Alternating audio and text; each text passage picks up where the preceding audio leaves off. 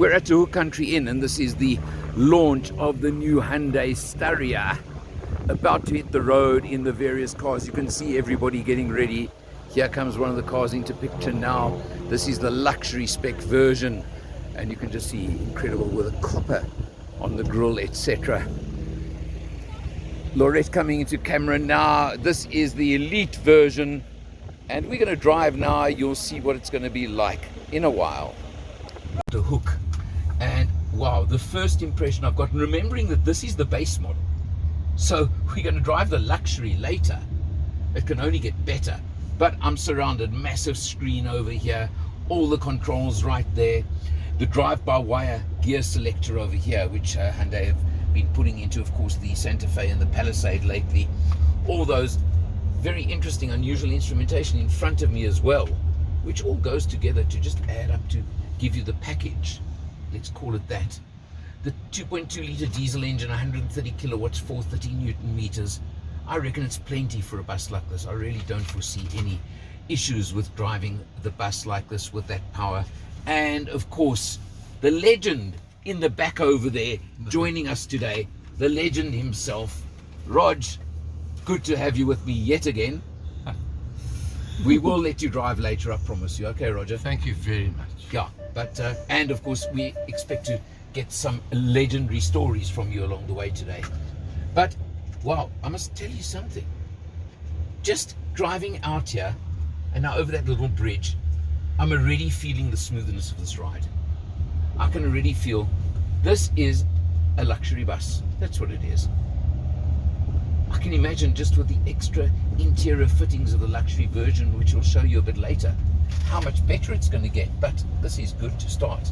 And it's 790,000 Rand, 789 for what we're driving now. I think the word is wow. Let's leave it at that. At the Hyundai head office, the new Staria, the stunning new bus that Hyundai launched just the other day. And I'm joined again by Stanley Anderson, Marketing and Sales Director of Hyundai South Africa. Stan, another win on your hands. What's your opinion here? It's brilliant. Alan, obviously replacing the H1. H1 served us well for 11 years. It's day and night. I mean, your viewers will know what the H1 looks like. It's from the wheels, a total new design, very futuristic. Wow, that's for sure, yeah. the front could be a bit polarizing, but the more you see it, I find it grows on you, which is always a good thing. Then it will give it longevity as well, and it's not going to age as quickly. The front end here is of our luxury version, the LED headlights. You also have the LED strip at the top, so that whole strip is illuminated when your headlights are on, so very visible on the road. And in daylight, when you just got it on auto light, just these portions on the corners. Just the outer portions. Okay, so yeah. Running light. Obviously a cascading grille, good airflow into to cool down the engine while you're driving. So definitely overheating won't be a problem. Okay, and on the luxury version, you've got the option between this black on the grille, or there's a bronze option as well. That's correct. So this is sort of more dark grey, but then the bronze will be a bronze grille, bronze surrounds on the headlights, and also bronze rearview mirrors, and the badging will be bronze. Okay, and then just to give an idea on the range now, you've got elite, executive, and this luxury. That's correct, yeah. So the executive will be the entry level, right, which will be replacing our current H1, which is a elite. So our executive spec now 9-seater is better spec than our old H1 elite. Right. With only a marginal increase in the retail price, and if you think it's a whole new vehicle, a whole new drivetrain with some additional spec, it's still very good value for money. Right, let's just take a walk around now, and of course again on the luxury, look at these two-tone mag wheels we've got over here. Yeah, this is as you say, the luxury one. If you have a copper finish, the inside grey will also be a copper finish. Right. And then there's a different alloy design on our 9-seater elite and also on the executive model. So that's one way of distinguishing the different spec levels when you see the vehicles. Okay, now obviously it's 5.3 meters long, so it is a very big, long vehicle. And of course, one of the touches that I always love is press that We'll come to looking at the whole inside just now, but I had to show that quickly. Yeah. Just such a nice feature on a vehicle of this sort. Do you get the electric on all models, on all variants? Only on the luxury and in the elite. Okay, so the exec doesn't get that, but certainly not a problem in that respect. Just look on the inside here. So this is the luxury. It's a 9-seater. Right. It's got 3 rows of captain seats, and then the last row is a bench seat. Okay. And obviously these seats are quite versatile. You can slide them backwards, forwards. You can see this one is probably too far forward. Slide that back. Right. Yes.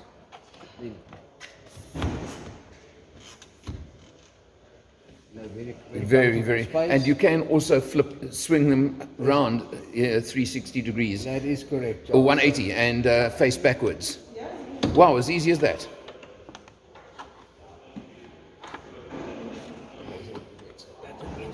Right. But that's how easy it is to turn them around, and if you want a meeting or something like that, then that's how you turn the whole seat around. Conversation. Yeah. We actually drove like this on the launch drive, so I was sitting like that for quite a lot of the way. Yeah, and you can still secure your safety belt, so you can drive this on a long road, and with your back to facing the front, basically. I think, because I've had questions how safe it is to sit here while you're driving. With the front end collision, it's probably safer because you're not going to get whiplash. You support it on the back. Yeah, I drove like that, and also both the front 2 seats and those 2 in the luxury are heated and ventilated, which is correct, yes. absolutely stunning. Yes. Let's just pop around to the back over here. Of course, another feature has to be these lights.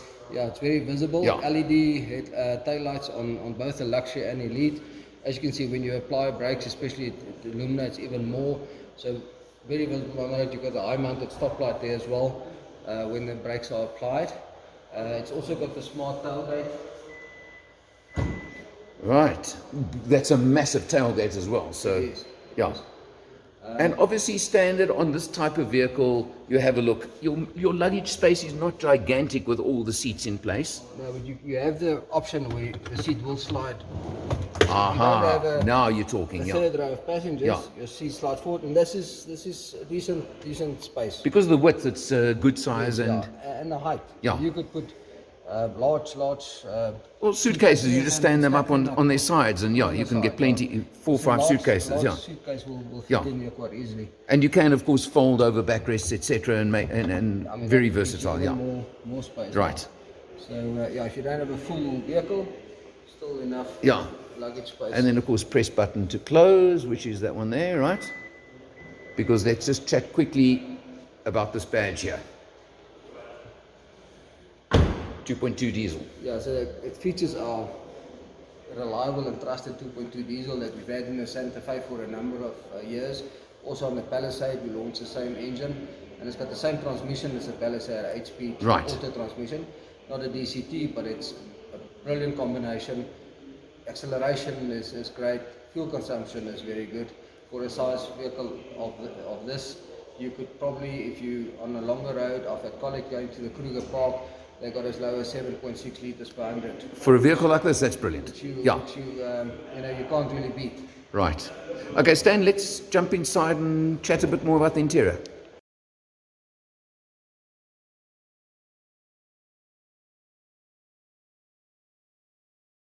Still in the executive model, but now I've decided, when people don't turn across in front of us, that I'm taking a break. And hello, new driving partner, Laurette. Hello. How are you doing? Very well. I'm actually very impressed with this vehicle. Are you? I can't tell you. Easy. Besides the lane departure warning beep, Besides that, and it's pulling you from side to side. We are going to be able to eventually find where to turn that off, but for now, I'm going to try and stay within the lane, as a good motoring journalist should be able to do. It should, yes. Right. But we've got some traffic in front. Oh, totally. I mean, let's not worry about it. But, considering this is the bottom of the range model, it's certainly well spec'd, isn't it? It is well spec'd, and it is a good, comfortable drive.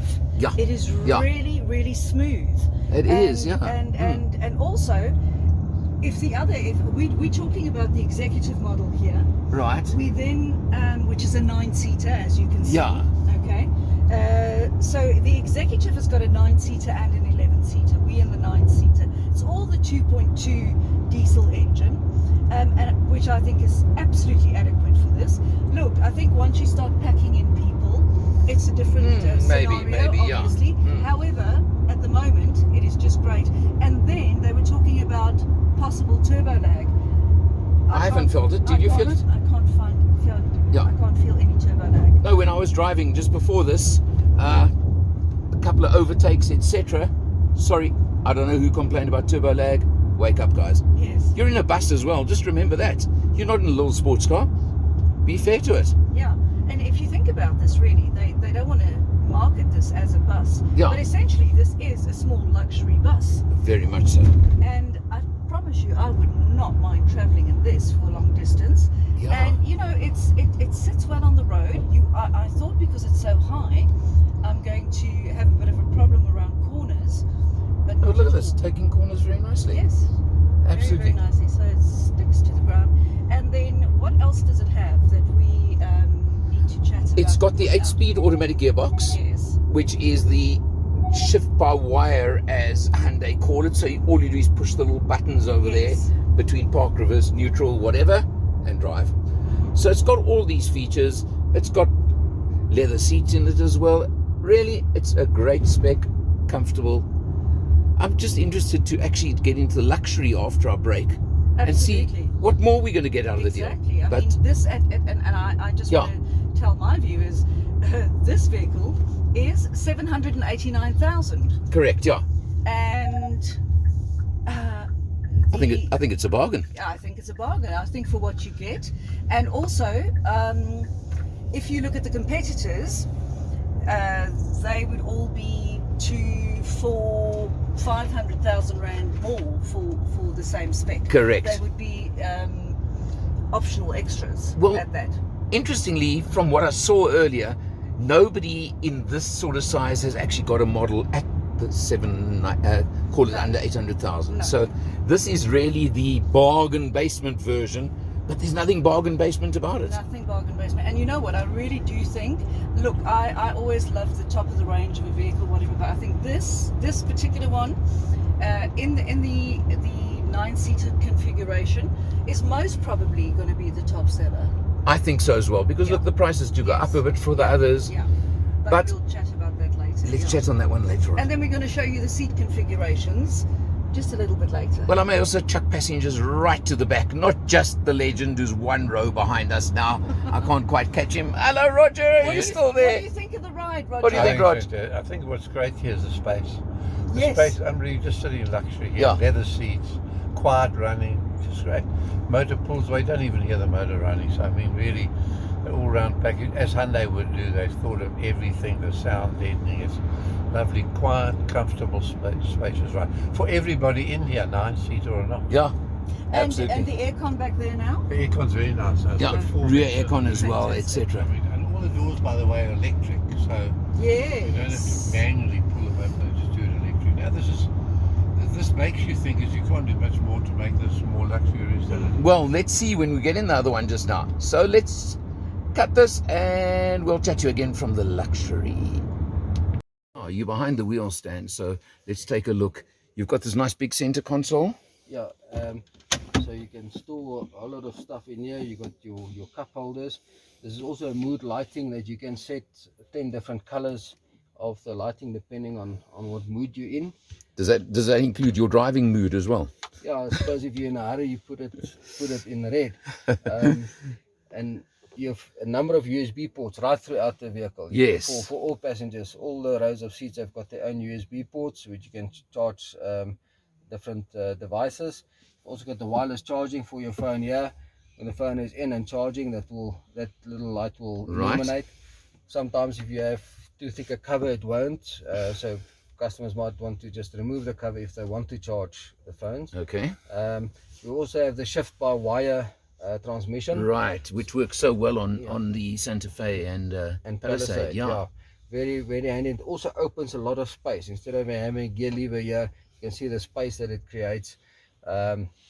Push button start to start the vehicle, to do that. Right. Then obviously your infotainment system with the wireless CarPlay and Android Auto connection.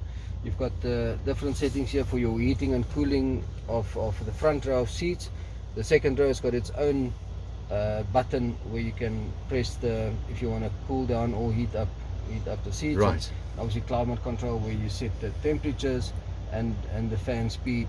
Well, a nice feature I found on the launch drive was also the climate control, separate controls for the rear cabin. Yes. And of course the vents up above. Yeah, the vents, the roof vents. Yeah. And the control on the right hand side on top above the the door. And then you've got the interesting little instrument panel in front of the driver there. Yeah, that's a supervision cluster. One of the features that quite a lot of the media remarked on is when you indicate, because you've got a 360 view camera, whatever is on your left will then show right in that spot, and when you do it right, you can see there's the pillar where we've been parking. Handy, I think, also when you add a traffic light, this is on, you can actually see somebody's creeping up on you, and you know. Sadly for South African circumstances, so necessary, isn't it? It could actually help. Also, you can, for your sliding doors open and close, you can control this from the front, or obviously the customers can do it, or the passengers can do it themselves. Right, from the rear. From the rear. Yeah. It's got the dual sunroof, which the controls are here to open the sunroof. That's the front one. And you've got one for the back as well, eh? That's the front one. And yeah, we're opening the rear one right now. Look at that. So it's just the cover on the rear. Yeah. The glass doesn't open, but still lets in nice. Tremendous amount of light, and of course it's for at least the second and third row passengers, if not right at the back. That's correct, yeah. So these are all important features. And they all standard. They all standard in the retail price of 1.1 million. Smart cruise control, if we're talking safety. Right. You've got the smart cruise control where you set, you can set your speed. You also set the distance which the vehicle will follow the traffic in front. If it's slower than the speed you set, it will slow down your car. And when the slower traffic goes into the left-hand lane, the car will accelerate by itself. You don't have to press the accelerator or brake or anything like that. With that comes the lane keep assist and lane follow assist. Maybe again, just to demonstrate, that's the little buttons. Right. Okay. On the steering wheel over there. Let me just zoom in for you. So if you look at the cluster, probably not too. When you're driving, it goes green. So that's your lane keep and lane follow assist. I mean, it will actually follow the lanes if there are proper lines on the road.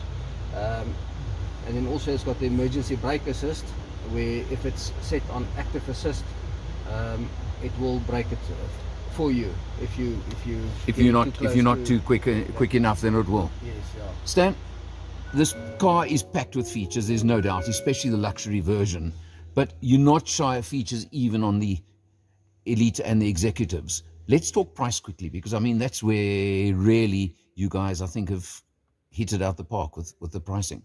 Yeah, so the executive 9-seater is 789,900, which is only 17,000 more than our current H1 with better spec, total new model, new drivetrain as we mentioned a bit earlier. Then there's the 11-seater exec for those that want to carry a bit more passengers, shuttle services, customer transport, and then that's 10,000 and more, 799,900 for the additional row of seats, same spec level as your 9-seater. Then the elite 9-seater has additional, the main difference there is the whole safety package. Right. Like I've explained now, on the luxury, you've also got your adaptive cruise control, your lane keep assist, lane follow assist, blind spot collision avoidance, not just alert. Right. And that is at 959,900. And then the top of the range luxury is 1.1 million. Yeah, look, for what they are and for the spec levels, it's typical Hyundai. Can I put it that way? You've done it as you always do with your pricing. Yeah, enough. We always tell the customers, make sure you compare apples with apples when you are looking and considering a Hyundai vehicle, because this luxury competes directly with your Volkswagen Caravelle, your Mercedes-Benz V-Class. Now the V250 doesn't have half the spec that this car has, and the 100,000 and more. And the V300 Mercedes-Benz is 1.8 million with same spec level. 700,000. You can buy this and a Creta or a Tucson. And have changed. Yeah, and has changed, and petrol money. So it's really, I think we've spec'd it very well. It's very competitively priced. It's brilliant quality. Also in the luxury, this is actually genuine leather, leather, with artificial leather on the other models. But you can just see the quality of finishes is very evident, and it's going to last many years. So, and just to sum up, one thing that you made clear to us at the launch, and I think is so important, you had a 25% share of the segment with the H1. That's correct, of the MPV segment, yes. Right. And you have, what we haven't mentioned, I think we need to mention, is the quality of the ride. When we took it out on the road, the smoothness, the comfort, the power, the everything, it just is a quality ride, which is a step up from the H1 as well. Not that there was anything wrong, but it is a jump. No, no, look, the H1, as I said, served us well for 11 years. It is 11 years old. Yeah. So you can imagine the jump when it comes to design. This whole body structure is also new. They've incorporated more hot stamp steel, as they call it, on your A and B pillars here, protecting the front occupants in case of an accident. It's also got 14 more places where they've put sound dampening material to reduce the noise, vibration and harshness, which is evident when you drive it, as you mentioned. And it's also the structure, this whole side panel in this vehicle is one solid panel. The whole side. So you're talking 5.3 meters, one panel. Correct. Okay. So you can imagine how big that stamp is in the manufacturing facility. But that gives it the rigidity that the H1 didn't have. Right. Minimal body roll when you drive. This body is not going to twist and squeak after a couple of kilometers or years on the road. And as you know, it's evident, and it doesn't feel like a big car when you're driving it. It handles like a much smaller car. Okay. Now, can I ask you for just to go neck out with predictions? You had 25% market share before with H1. How many units do you think you'll move of, not just of the range now going forward, and market share you think you can achieve with this? So we've been averaging about 80, 90 H1s a month. I reckon we're going to double that to 150 or 160, maybe even a bit more in the first couple of months. The season is now right for this type of vehicle before the holidays. So our segment share, we're going to grow the segment, and we'll take share away from our competitors. So I reckon I'll put money on it that we will get to 35% share of the segment. Wow. Okay. And you, in addition, you're going to you're bringing in panel van and crew buses sometime next year as well. But those are in different segments, but just to sort of the Staria range. Yeah. So the multi-cab, as we call the crew bus version, will be in January. Right. The panel van, the 3-seater panel van, unfortunately, will only be probably April. But the bus is the volume in the range. Right. The panel van has done extremely well in the H1. We've sold many Hearse conversions, and we'll continue that with the Staria. So we're looking forward to launching that to the market as well. Can I be really corny and say, you mean there's lots of people dying to get into a new Staria? Oh, you said it, not me. On that note, I'm behind the camera yet again. Stanley, thanks so much. Another winner from you guys, there's no doubt in my mind. No, thank you, Alan. Appreciate your time. Thanks. And for Motor Matters, I'm Eleanor. You'll see me again next time.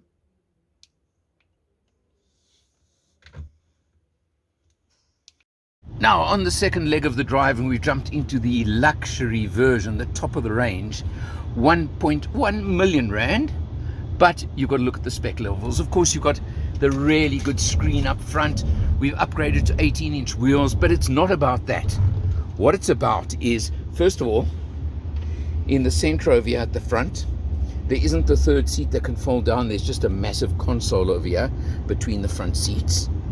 But there's better than that, because swinging around, we've got full leather seats. There are, thank you, Laurette, because Laurette's doing her TV host thing. You can see the experience, that's for sure. Laurette, you're on camera here again. Yes. What do you think of the jump into the luxury? I think it feels just as good as the other one. Obviously, I haven't driven it, But the seats, the interior, absolutely magnificent. Of course, these are perforated. They are both ventilated and they heated. The drivers and this row here, not where you're sitting. You're in the cheap seat. Sorry. I'm in the cheap seat. Yeah. It's very low. Anyway, but one thing that really impresses me, and it also Hyundai also introduced it on the Palisade, and that is hot stamping. Yeah. So in this particular vehicle, at the front end of the vehicle, the whole chassis is hot stamped. Now, basically, what hot stamp means is this the same if you ever watch Forged in Fire. When they actually quench the steel, so they heat it up to a certain amount, which they won't reveal what degree that is, and then they quench it. Okay. And that makes the steel so hard. So the strength of this vehicle has been improved. Let me just look here, by 70%. Okay. Through that, and it's in 10 different points throughout the chassis. Right. Something else that they've put on it, if I can just jump in, that's really important, is the entire side of the vehicle is one pressing. Yes. So again, strength, rigidity, torsional strength, all those things, just to make this vehicle 5.3 meters long, and yet it's got the strength. But let's just look around here quickly. I want to just, now I'm going to jump, because I've been sitting, you may have noticed, facing Laurette, which is interesting, because the middle row of seats, the second row. Was there 4 rows here? Correct. Now the second row, you can see, can either face forwards or do a 180 and face backwards, which is how I was sitting a moment ago to film Laurette. Right, and we are stationary at the moment, so I shall do this. You're going to jump in that seat for me and show me. If you are a group of businessmen or whoever, business meetings. Yes, you can have your meeting en route to your conference or do some work. You can get your laptop out. You can work. Very, very spacious. I must say, it is very spacious. And just to show, we've got aircon vents all the way around us in the roof. Also a fancy Bose sound system with 12 speakers. Yes. And there are dual sunroofs on the luxury version. There's a big one above us here. It's not open at the moment, and one above the driver. But now, sorry, I'm going to jump forward. Oh, the other thing is there are USB ports everywhere, all over the cabin for every row of seats. There you go. They're the ones over there for that row. And then if you come here to this row, I'm in now the third row. It's in the pillar over here. And there's even down here for the 4th row, believe it or not. So everybody, when you're traveling for up to 8 passengers, nobody can complain that they're not being catered for with USBs. Absolutely. But now, Laurette, can I ask you to move? Because I will. We are being chauffeured by the legend. The legend himself. Mr. I mean, come on. Mr. Motorsport South Africa, Roger, the legend McCleary. Listen, and I'm doing your navigating as well. I'll do the navigating. Okay, no, we'll grab it. Roger, do we trust a woman navigating? No, that's the next question. Beg your pardon, I'm no ordinary woman. That's true. Roger, what's your opinion after a few minutes behind the wheel? I think comparing to the other one, I thought it gave us everything. Look, there's more luxury, etc., etc. Yeah. But you know what's very nice about this? You don't, in some of the other multi-people carriers, you feel like you're sitting up above the road. This you get into very easily. And it feels more like a car. You can't see the bonnet in front. And it very much feels like a car till you look around and hello, there's the back door way back down the road there. I mean, it's a mighty machine. It's way back when, eh? So, I mean, in this class, it's going to, I think it's right up there with the pricing or not there, and it's competitive. And there's nothing that you don't need. Honestly, I'm shattered. Even the sliding doors are electric at the side, and it's all push button. You need a manual to read it up, and once you've got it, man. Have you seen the manual? I must actually show them the manual. Yeah, you took the manual out just now. I mean, what? It's like this. You know, those manuals are very expensive to print. I can believe that, I found that with manuals, people only read them when they're in trouble. You know, because we know it all. Yeah. And then you hit a trouble and you think, I wonder what's wrong with that. Let me have a look and find out. Well, either that or you just consult Uncle Google instead and don't bother with the manual. Oh, and I've just spotted something. Sorry, I have to just show you this. You know, I just saw while you're driving that on the luxury, you've even got flappy pedals on the steering wheel. Did you notice for the gearbox if you actually want them? Pedals. Not that, So you just self-contain with your fingers. Correct, really? that's it. No, it's class. You know what I mean? And of course, Hyundai, look, they're the fourth biggest in the world, you know, and they know how to make vehicles, and they know how to make numbers of vehicles and appeal to a wide market. And this market, where this goes in, the competition had better watch out, because this is really giving you. If others have gradually got more into it, but here they just start with a lot. They've opened up in a big way with so a big I bang. think Yeah, Hyundai, it sounds an old term to use, they've really come up with another winner. I think so too. In this category, in this market segment, I mean, they had what 25-30% of the segment already with the old H1, and this.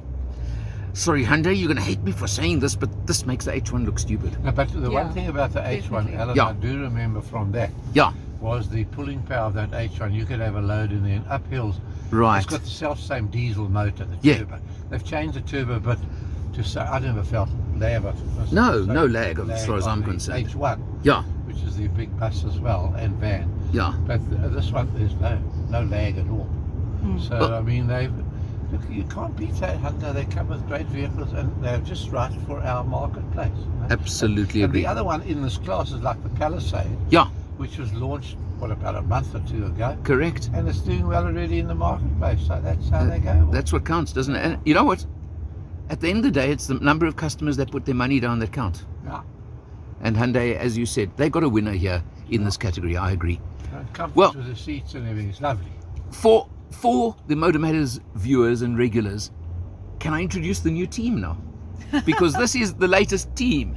The legend, the TV star, the blondie, the blonde. Oh, wait, you I can't get you in camera right now. Sorry. There, the blondie TV star, There she is. and then me. Well, you have to put up with me along the I'll way. have to show you.